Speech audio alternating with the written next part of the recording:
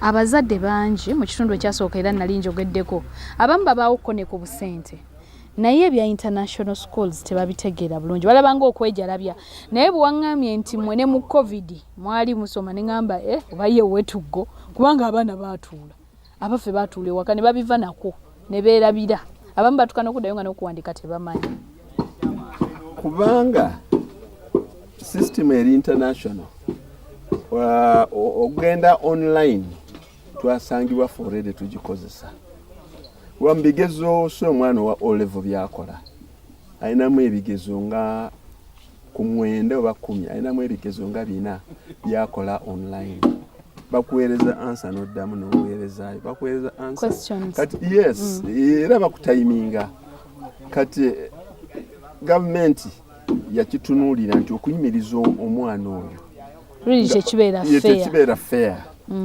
kubanga abaana already baali ffe tukozesa online homework tumuweera ne night prep oba oyagala abaana batuule bulungi mu prep baweereze messages in drop boxes obagambye kola waaka eyo nzirize.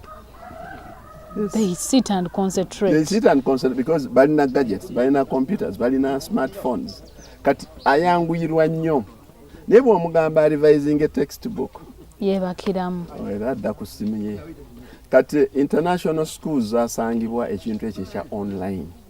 Ne examinations online nga weekiri.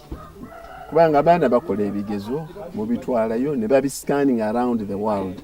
Ne babiweereza aba examiners era babimarking electronically.